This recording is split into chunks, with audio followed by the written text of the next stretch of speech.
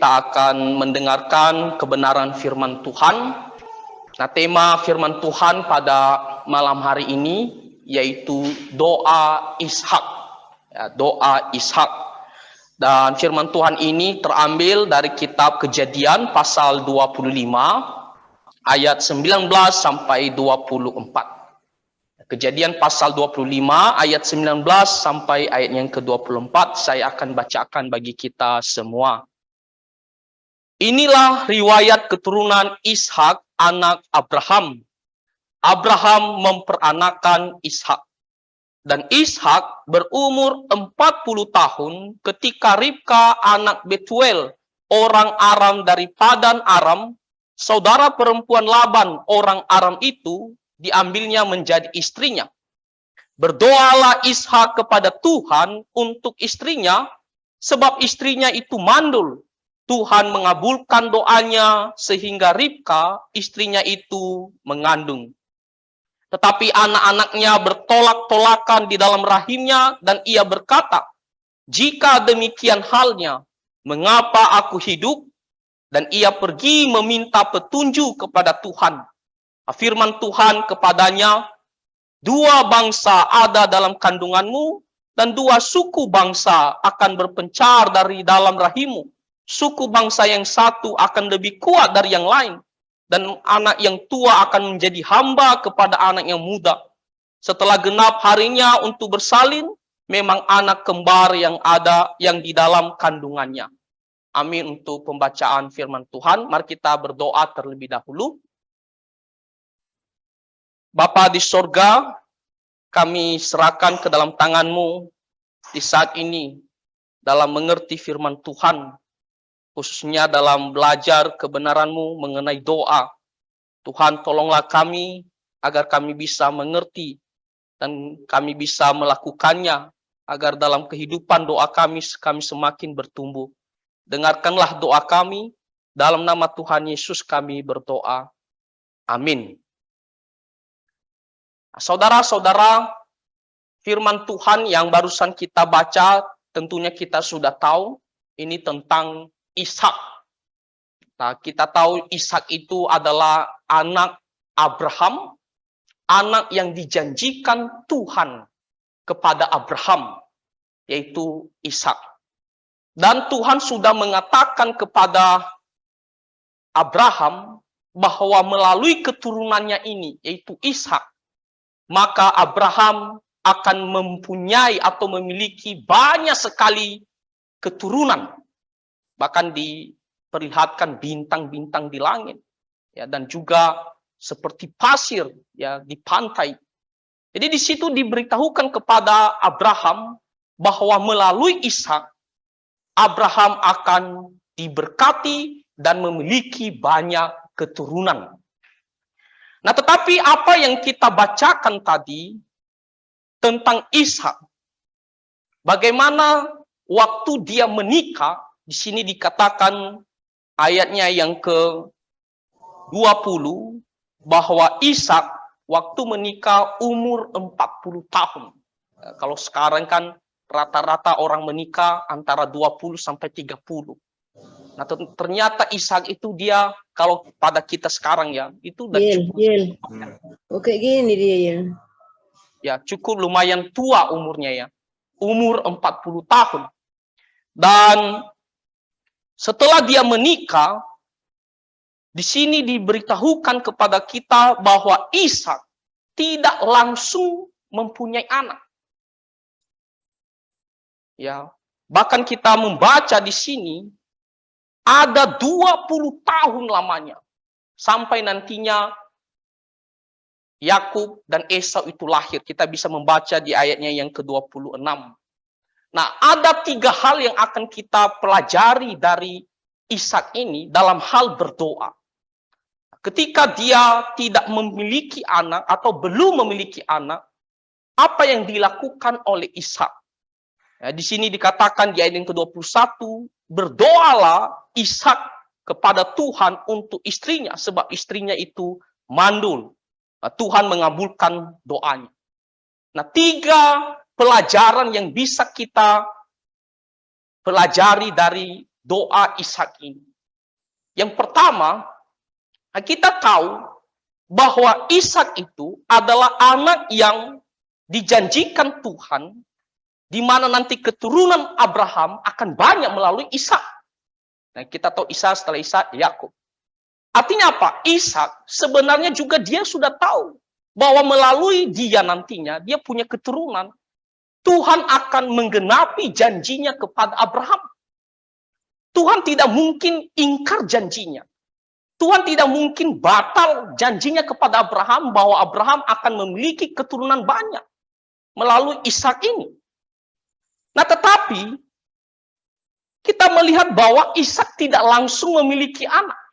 20 tahun lamanya. Nah, tetapi walaupun Ishak dia tahu janji ini, dia tidak mengatakan, kan Tuhan kan sudah janji. Ya sudah, saya tak usah berdoa. Kan Tuhan kan sudah janji, dia sudah tahu bahwa dia akan berikan keturunan banyak kepada Abraham. Ya udah, saya tak usah minta. Tahu juga nanti Tuhan akan kasih otomatis. Tapi di sini kita diberitahukan bahwa Ishak berdoa.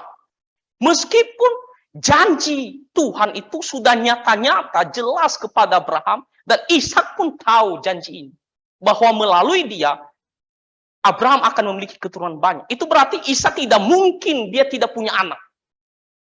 Pasti dia akan punya anak. Sehingga Tuhan akan menggenapi janjinya kepada Abraham. Dan Ishak dia tidak bersikap, oke, Tuhan sudah janji, ya udah saya tak usah berdoa. Tuhan sudah tahu kebutuhan saya.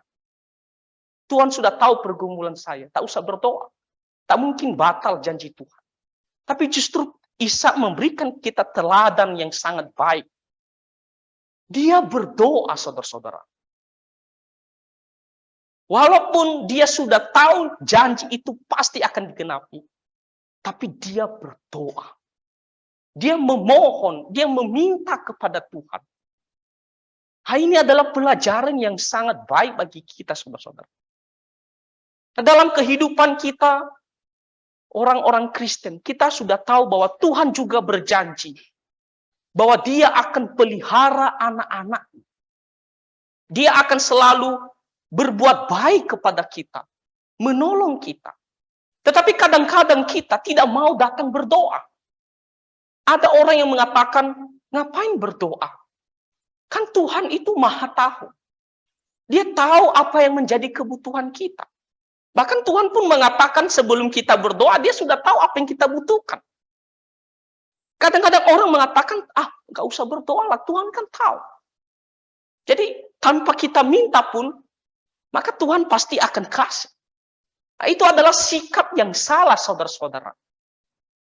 Ishak dia tahu jelas bahwa dia tidak mungkin tidak punya keturunan karena harus melalui dia Abraham memiliki keturunan banyak. Tapi dia berdoa juga. Tanggung jawabnya dia datang kepada Tuhan, memohon pertolongan Tuhan agar seorang anak atau diberikan ya anugerah anak ini kepada keluarga Ishak. Ini juga pelajaran yang sangat baik bagi kita. Kita juga punya tanggung jawab, kita harus pergi berdoa. Kita harus datang kepada Tuhan. Tuhan akan menolong kita jikalau kita datang memohon kepadanya. Bagaimana Tuhan akan menolong kita walaupun dia tahu apa yang menjadi kebutuhan kita. Tapi kalau kita tidak merendahkan diri, datang kepada Tuhan, menyampaikan apa yang menjadi permohonan kita, memohon belas kasihan. Kalau kita tidak berdoa, bagaimana Tuhan akan menolong kita? Jadi Bapak Ibu, saudara-saudara sekalian, kita sudah tahu bahwa Tuhan itu maha tahu. Tapi kita juga diminta oleh Tuhan untuk datang berdoa. Memohon pertolongan. Misalnya ya, kita ada kebutuhan ya anak dalam 2 minggu ke depan. Ya, dia harus misalnya bayar uang sekolah. Itu adalah batas waktu untuk pelunasan. Kita kan mungkin pikir, Tuhan kan tahu sudah kebutuhan anak saya ini, batasnya, tanggalnya, berapa jumlahnya dia tahu. Kita tidak berdoa. Tuhan pun tidak akan menolong kita. Tuhan menuntut kita Mari kita sampaikan kepada Tuhan. Kita sampaikan apa yang menjadi kebutuhan kita. Oh Tuhan, saya memiliki kebutuhan. Anak saya 2 minggu ke depan harus bayar uang sekolah. Dan saya pun saat ini kami sekeluarga kesusahan. Tidak tahu apa yang kami harus lakukan. Agar nanti bisa dapat uang sejumlah ini. Tuhan tolonglah. Jadi kita diajarkan di sini oleh Ishak. Teladan yang sangat baik. Mari kita berdoa, sampaikan pergumulan kita kepada Tuhan. Kita buka suara kita. Tuhan itu mau kita merendahkan diri dan kita menyampaikan bahwa kita meminta pertolongan. Sama seperti dalam kehidupan kita sehari-hari, saudara-saudara. Saya rasa kita mengerti sekali. Seseorang kalau dia dalam kesulitan, ya kalau dia tidak buka mulutnya, dia tidak minta bantu, macam mana kita mau bantu dia? Kita kan mau orang itu ya untuk sampaikan minta bantu. Ya, kadang-kadang kalau saya misalnya lewat di hall, kan ada anak-anak tersebut kan dia bawa botol, dia mau botolnya diisi air oleh teachernya. Oh, teachernya selalu bilang, sampaikan teacher minta bantu untuk isi botol minuman ini. Itu adalah sikap yang benar. Dan Tuhan mau juga kita seperti demikian.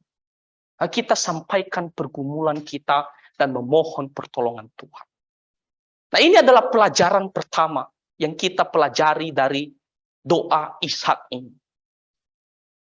Mari kita datang, sampaikan pergumulan kita dan meminta pertolongan daripada Tuhan.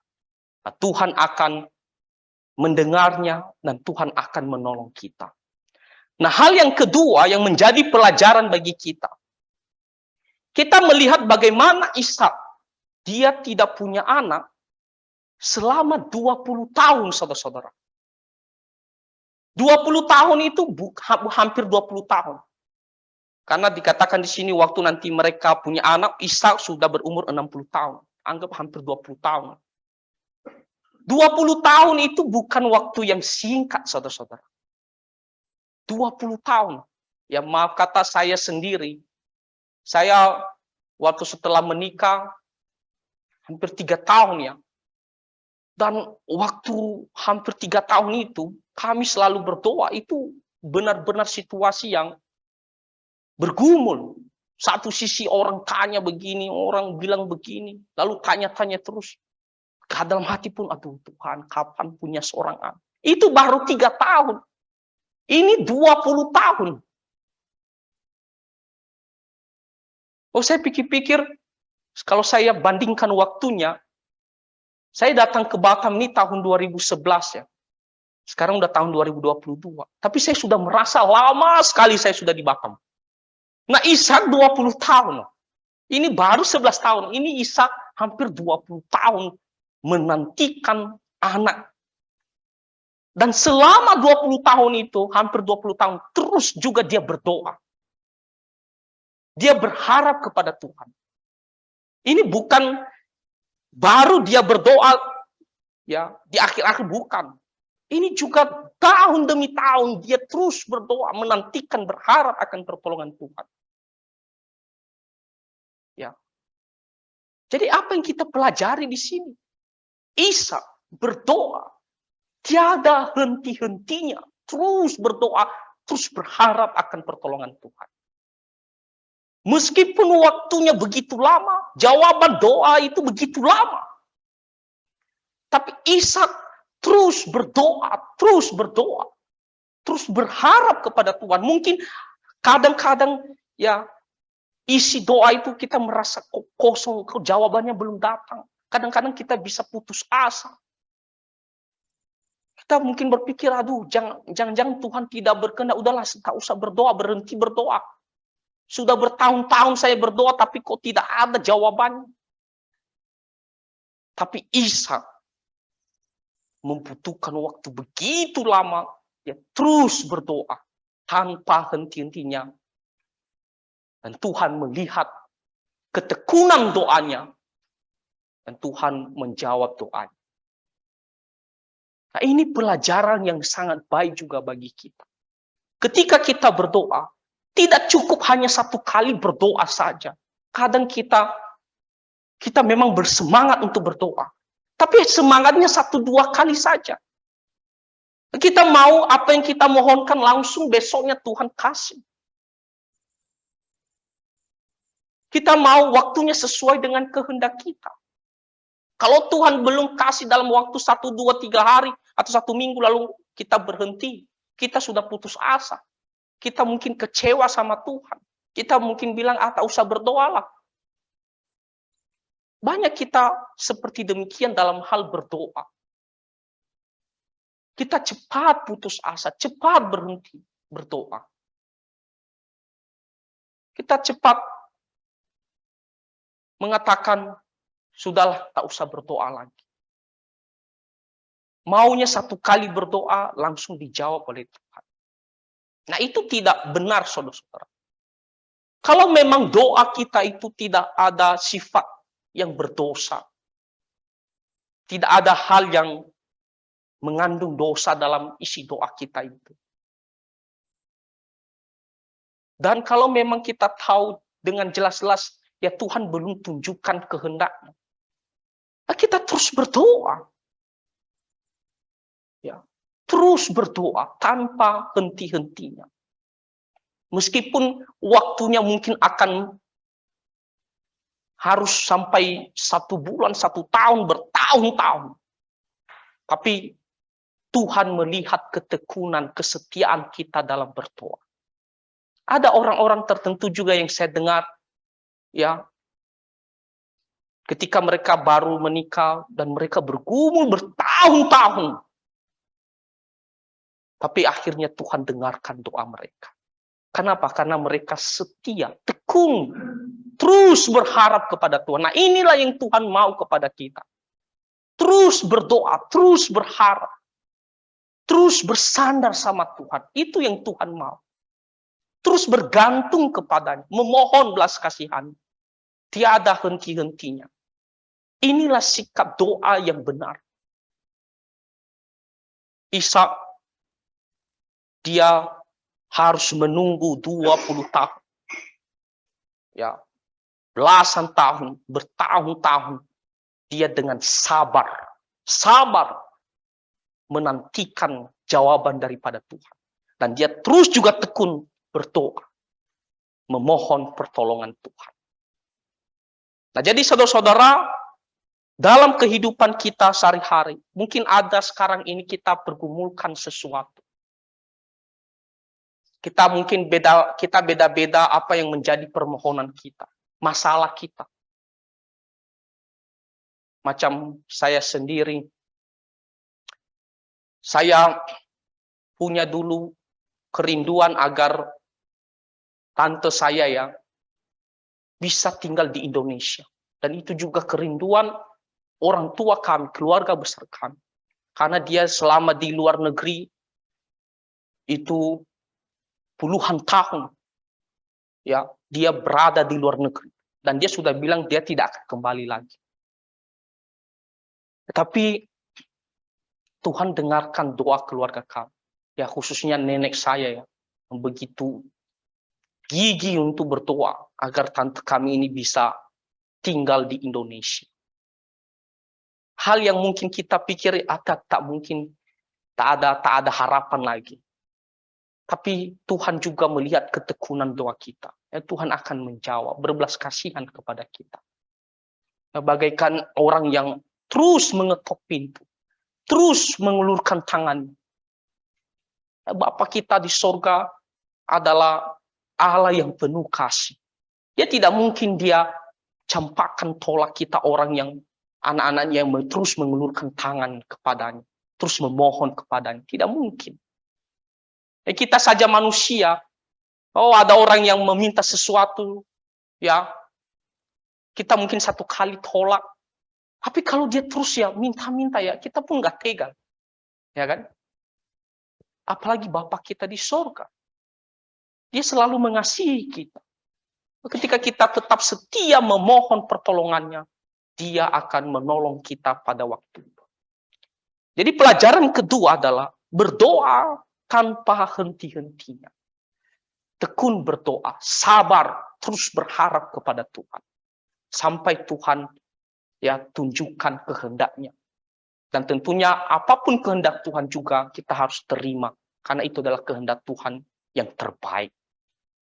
Tapi pada umumnya, kalau tidak ada kehendak Tuhan lain atau tidak ada unsur dosa dalam doa kita itu, pasti pada umumnya Tuhan akan menjawab doa kita. Tuhan akan memberikan. Nah, jadi Tuhan juga melihat ketekunan doa kita. Yang ketiga, yang terakhir yang bisa kita pelajari dari doa Ishak ini. Nah, kata berdoa di ayat ke-21 itu adalah kata yang artinya memohon dengan sungguh-sungguh. Memohon dengan sangat. Jadi bukan sekedar dia sampaikan sesuatu. Hanya sebatas penyampaian permohonan, ya, asal-asalan saja, sekedar sampaikan kepada Tuhan, seolah-olah bukan sesuatu yang sangat dibutuhkan. Banyak orang kita juga seperti demikian dalam hal berdoa. Kita sampaikan pokok doa kita, ya, tapi sekedar hanya sampaikan saja. Ya kalau Tuhan jawab, ya bersyukur. Ya kalau Tuhan juga tidak jawab, ya tidak begitu masalah sih. Jadi tidak ada kesungguhan dalam hati kita dalam memohon apa yang kita pergumulkan itu. Berdoa harus dengan hati yang sungguh-sungguh, dengan hati yang benar-benar memohon pertolongan Tuhan. Tuhan lihat hati kita. Apakah kita sungguh-sungguh ya mau doa kita itu dijawab oleh Tuhan? Apakah kita sungguh-sungguh dari hati kita memohon belas kasihan Tuhan? Atau kita hanya sekedar di bibir saja sampaikan pokok doa kita? Kadang-kadang kita mau berdoa, mari kita berdoa biasa saja. Walaupun kita ucapkan item-item apa yang menjadi pergumulan kita, tapi hanya sekedar sampaikan saja. Saudara-saudara, ketika kita berdoa, kita membutuhkan Tuhan. Kita sangat membutuhkan Tuhan. Itulah tujuan kenapa kita berdoa. Karena kita sangat membutuhkan Tuhan. Karena kita punya pergumulan yang harus diselesaikan. Maka ketika kita datang berdoa, harus dengan hati yang sungguh-sungguh. Tuhan, tolong saya. Saya dalam pergumulan ini, kesusahan ini, kekhawatiran ini. Tuhan, saya datang kepadamu. Kan hanya daripadamu datang pertolongan. Tolonglah saya. Kesungguhan hati. Seolah-olah kita seperti mendesak. Ya, mendesak Tuhan. Tuhan tolonglah saya segera. Karena apa? Karena kita benar-benar menunjukkan bahwa apa yang kita sampaikan adalah kebutuhan kita yang benar-benar kita perlukan. Jadi ini adalah sikap yang benar ya, dari doa Ishak ini. Memohon, kalau kata memohon, tak ada orang memohon ya sikapnya sekedar sampaikan saja. Memohon, kita mengatakan memohon itu sampai kadang-kadang kepala kita ya agak ke kanan minta memohon. Ya. Artinya apa? Bahwa kita benar-benar menundukkan diri dan kita benar butuh pertolongan Tuhan. Demikian juga dalam hal berdoa. Ya, mari kita sampaikan pokok doa kita. Ya, misalnya tadi saya kasih contoh, kalau kita memiliki pergumulan, ya 2 minggu ke depan, anak kita harus bayar uang sekolah dan kita belum ada uang sekarang, mungkin usaha kita lagi macet, ya belum ada pendapatan dan kita tidak tahu kira-kira di mana kita mau dapat uang itu. Kita jadi bingung, panik, khawatir. Maka mari kita sampaikan kepada Tuhan, ya, dengan hati yang sungguh-sungguh memohon pertolongan Tuhan. Tuhan, tolong saya segera. Tak ada pertolongan lain selain daripada Tuhan. Ishak di sini Selama dia berdoa, tidak mungkin dia berdoa dengan hanya sekedar sampaikan saja, Tuhan, berikanlah kami seorang anak. Sudah selesai, seolah-olah tidak begitu penting. Tapi dia benar-benar juga, selain tidak berhenti berdoa, dia dengan sungguh-sungguh memohon sangat akan belas kasihan Tuhan. Ya, supaya Tuhan memberikan mereka anak. Dan kita melihat apa yang terjadi ketika Ishak, dia datang berdoa kepada Tuhan, lalu dia berdoa tidak henti-hentinya, dengan sabar, tekun, dan dengan sungguh-sungguh memohon pertolongan Tuhan agar istrinya bisa mengandung. Kita lihat bahwa Tuhan menjawab doanya. Dikatakan Tuhan mengabulkan doanya. Mengabulkan permohonan. Ini adalah jawaban yang benar-benar membuat Ishak lega sekali, bersuka cita. 20 tahun, hampir 20 tahun. Tapi firman Tuhan mengatakan Tuhan mengabulkan doanya. Ya, sehingga Ribka istrinya itu mengandung. Ini juga yang kita berharap ketika kita sampaikan pergumulan kita. Kita berharap kepada Tuhan, seperti kata firman Tuhan, mengabulkan doa kita. Ini juga akan memberikan kita suatu kelegaan, sukacita yang begitu besar. Ya, apalagi kalau hal yang kita minta itu begitu mendesak sekali. Itu memberikan kita suatu kelegaan ketika Tuhan mengabulkan doa kita. Ishak diberikan 2 anak kembar. Ya, kita tahu bahwa Yakub dan Esau. Ini adalah jawaban ya Tuhan kepada Ishak karena doanya. Jadi saudara-saudara, jikalau kita ingin doa kita ya dikabulkan oleh Tuhan dalam hal berdoa, khususnya mengenai tokoh yang satu ini, Ishak, mari kita belajar bagaimana dia berdoa. Dalam aspek doanya ini, kita diajarkan 3 hal. Meskipun Tuhan berjanji dia akan pelihara kita, tapi kita dituntut untuk datang berdoa. Sampaikan pergumulan kita dan mohon pertolongan daripada Tuhan. Jadi berdoa. Jangan malas berdoa, jangan bilang Tuhan sudah tahu, tidak usah berdoa. Harus berdoa. Belajar dari Ishak. Meskipun dia sudah tahu janji Tuhan, tapi dia tetap berdoa. Yang kedua, kita tak boleh berhenti berdoa. Terus tak henti-hentinya bertekun di dalam doa. Sama seperti Ishak, bertahun-tahun dia terus berdoa. Maka kita juga harus terus sabar, tekun berdoa. Ya, sampai Tuhan menunjukkan kehendaknya. Nah, Tuhan mau kita bertekun di dalam doa. Dan yang ketiga, yang terakhir yang menjadi pelajaran bagi kita, berdoa dengan sungguh-sungguh bahwa kita membutuhkan pertolongan Tuhan. Jangan asal-asalan saja, hanya sekedar sampaikan saja. Tapi dari hati yang dalam, kita benar-benar membutuhkan pertolongan Tuhan. Sampaikan pergumulan kita. Maka dengan belas kasihan Tuhan, seperti Tuhan mengabulkan doa Ishak, kiranya juga Tuhan mengabulkan setiap pergumulan kita. Dan kita bisa mendapatkan sukacita, penghiburan pada waktunya, karena Tuhan mengabulkan doa kita. Tuhan Yesus memberkati kita melalui kebenaran firman Tuhan pada malam hari ini. Mari kita bersatu di dalam doa. Bapa di sorga, kami sangat bersyukur untuk Ishak yang memberikan kami teladan yang sangat baik di dalam berdoa. Kami harus datang berdoa dengan tekun, dan juga berdoa dengan sungguh-sungguh memohon pertolongan. Tuhan, tolonglah kami dalam setiap pergumulan kami, dalam setiap kekhawatiran kami. Biarlah Tuhan bimbing kami, agar kami bisa juga meneladani kehidupan doa daripada Ishak.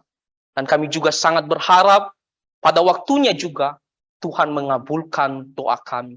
sehingga kami bisa mendapatkan sukacita dan penghiburan daripada Tuhan. Tuhan, berkatilah kami dalam kehidupan doa kami setiap hari. Di dalam nama Tuhan Yesus Kristus kami berdoa. Amin. Selanjutnya saya serahkan kepada